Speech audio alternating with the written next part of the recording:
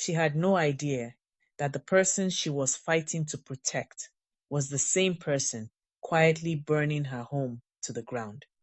The door slammed, the lock clicked, and Mary stood on the other side of it, in the corridor of the apartment she had scrubbed, cooked in, and called home for 3 years, listening to her own husband's voice on the other side. Erased and confused and poisoned, she did not scream. She did not pound the door. She stood there, still, silent. And in that silence, something shifted inside her because she finally understood the enemy had never come from outside. The enemy had come in through the front door with one bag, a wide smile, and a speech she had practiced on the bus. Before we continue this powerful story, please take a moment to subscribe to Storytelling with Abby. Turn on your notifications and share this video with someone who needs to hear it today. Your support is what keeps these stories alive. Now let us go back to where it all began. Akin grew up in the village of Iwoye, the firstborn son of a woman who prayed every morning before the sun rose and every night before her eyes closed. His father had died young, and so from the age of 14, Akin became the man of the house. He carried his mother's worries on his back alongside his school bag. He hawked on weekends so his younger sister Bola could have new sandals for Christmas. He went without so that others in his family could have. By the time he found his way to Lagos, got a steady job, and built a modest life, Akin had one rule he lived by: you do not abandon family. It was a beautiful rule. It was also the rule that Bola would one day use against him. Because while Akin had been out in the world working and building and becoming, Bola had remained in the village idle, restless, and growing more skilled by the year at one particular talent: causing trouble. She had whispered the wrong things into the right ears and ended her cousin's marriage before it turned 2 years old. She had stirred a quarrel between two friends who had known each other since childhood and watched them stop speaking. She had held 4 jobs and lost every single one, not because of bad luck, but because trouble followed her the way shadow follows a body. The village women whispered, but nobody told Akin because nobody wanted to be the one to wound a man who loved his sister so deeply. Then there was Mary. Mary was the daughter of a woman who had raised her on two things: hard work and a quiet spirit. She had come to Lagos at 22 with nothing but a small bag and a big determination. She had worked, saved, struggled, and slowly, carefully, she had built herself into a woman of dignity. When she met Akin, she recognized something in him immediately: the same quiet strength, the same faithfulness, the same belief that love was something you showed through action, not just words. They married and built a home together, small, neat, full of laughter. Mary cooked and Akin came home. They disagreed sometimes, but they always found their way back to each other. That was the kind of love they had: rooted, real. Mary was not a perfect woman. She trusted too easily. She believed too quickly. She saw the good in people before she saw the rest. It was her greatest gift. It would nearly become her destruction. One evening, Akin came home and sat down heavily beside Mary. "My mother called today," he said. "She said Bola is not doing well. No job, nothing. Just sitting in the compound doing nothing." Mary looked at her husband, at the weight in his eyes, the guilt of a firstborn who felt responsible for everyone, and she made a decision. "Akin," she said, "bring her here. At least in the city she can find work. I will help her. She is family." Akin searched his wife's face. You sure you won't mind? Mary smiled. She is your sister. That makes her my sister too. He held her hand. And in that moment, neither of them knew that Mary had just opened a door she would spend months trying to close. When Bola stepped off the bus at the motor park, she held Mary with both arms and spoke the words she had rehearsed since Iwoye. Auntie Mary, God bless you. I swear I will not give you any problem. I just want to work and stand on my own feet. Mary believed every word. But as Mary turned to lead the way to the car, Bola's smile faded. Her eyes moved slowly across the city, the roads, the buildings, the life Akin had made. It was not the look of someone arriving with gratitude. It was the look of someone arriving with a plan. The first 2 weeks were sweet enough to confuse anyone. Bola cooked without being asked. She swept. She laughed with Mary in the kitchen and called her auntie with so much warmth that Akin whispered to his wife one night, You see, she just needed a chance. But small things began to happen. A conversation Mary had in private was somehow repeated back to her by Akin, slightly twisted. A question about where she had been when no one had asked her where she was going. A look on Bola's face, just for a second, when Mary walked into a room gone so quickly. Mary wondered if she had imagined it.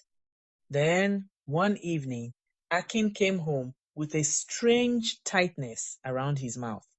Mary, my cousin Tunde sent me a message. He said he saw you talking to a man near the market yesterday. Mary put down her spoon slowly. Akin, I went to buy tomatoes. I spoke to the seller. Hmm. He walked away. Later, Bola drifted into the kitchen and leaned against the counter with the face of a concerned sister. Auntie Mary, don't mind my brother. You know how men are. Then, lowering her voice like she was sharing something sacred, between me and you, some women in this area have been watching Akin for a long time. You need to be careful. Mary nodded slowly, thanked her, said nothing. She did not know yet that Bola had written that message to Tunde herself. She did not know that the concern on Bola's face was a costume. She did not know that in the guest room at night, Bola was lying in the dark like a spider in a web patient, watching, waiting, but her spirit knew something, and it would not let her rest. Mary went to see her friend Temi.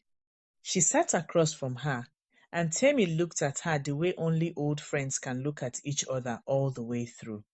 Mary, since that girl entered your house, you have changed. You have lost weight. What is happening? Tell me. Mary said quietly, I think it is Bola. I think she is the one, but I have no proof. Temi leaned forward. Proof? Open your eyes, Mary. Who benefits if your marriage falls apart? Who is comfortable under your roof doing nothing? The person pulling your home apart is sleeping in your guest room and eating food you cooked. The words landed like a stone in still water. Mary drove home in silence. She did not arrive in anger. She arrived in clarity. That night, Akin walked in with a closed face. Bola told me she saw a man drop you at the gate last week. I want the truth, Mary. Mary did not raise her voice. She walked down the corridor, knocked on the guest room door. Bola opened it with a sleepy expression.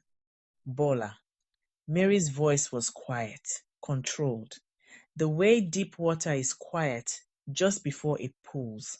Say to my face what you told my husband. Auntie, I only said what you saw. The composure cracked just once. Bola, I was at the hospital with Sade. The man who dropped me was Emmanuel, your own cousin's husband. You know this. You were there when Sade called me. For 1 second, one single second, the mask fell. Guilt moved across Bola's face like lightning. Then the tears came, loud, sudden, practiced. Brother, come and see, oh, come and see how she is treating me in your own house. Akin stood in the corridor, looking between his wife and his sister, torn down the middle. Mary said nothing more. She walked to the sitting room, picked up her phone, called Emmanuel on speaker right there in front of both of them. Emmanuel, I am sorry to call at this hour. Please tell my husband where you picked me up from last Thursday and where you dropped me. Emmanuel's voice came through the speaker, steady, clear. He confirmed everything. Silence fell over the apartment like a blanket. Akin turned to his sister. Bola looked at the floor. Bola. His voice was low, quiet, the quiet that is more frightening than shouting. You lied to me about my wife in my own house. Brother, I was just enough. He sat down and put his head in his hands. No one moved. No one spoke. Bola's crying continued, but this time it echoed off walls that no longer believed her. Akin called his mother that night. He told her everything.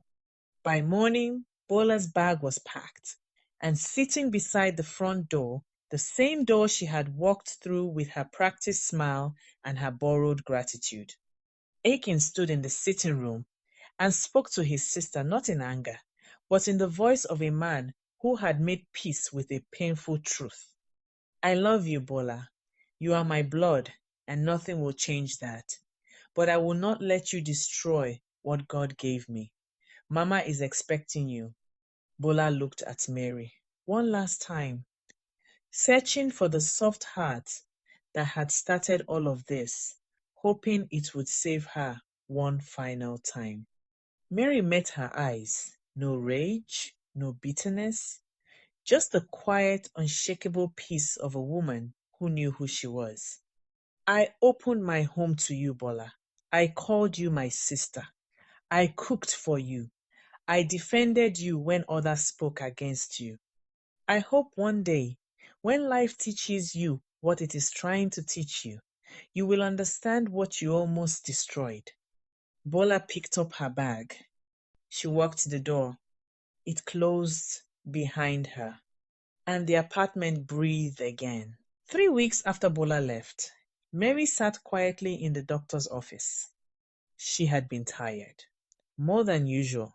She had thought it was the stress of the past months, the sleepless nights, the arguments, the weight of keeping herself together while everything around her shook. The doctor looked at her with a gentle smile.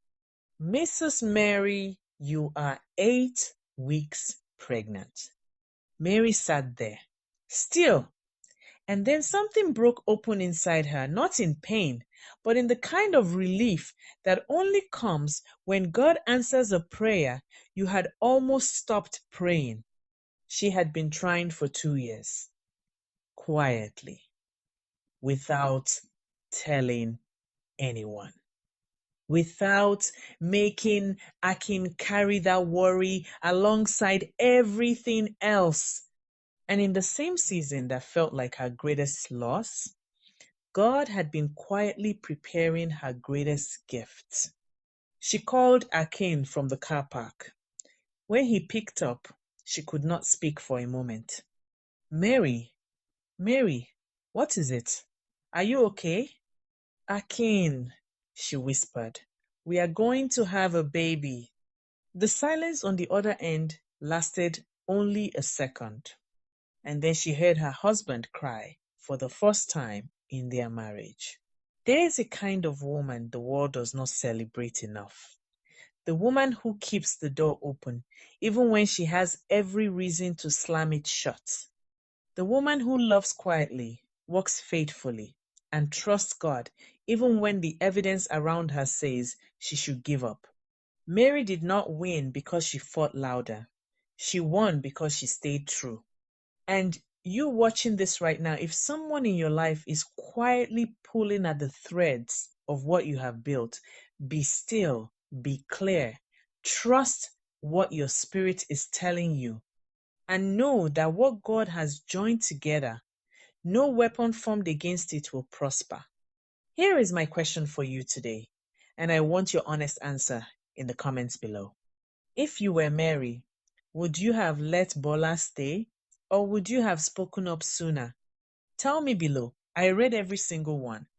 Thank you for watching Storytelling with Abi, where every story is a reminder that God has not forgotten you.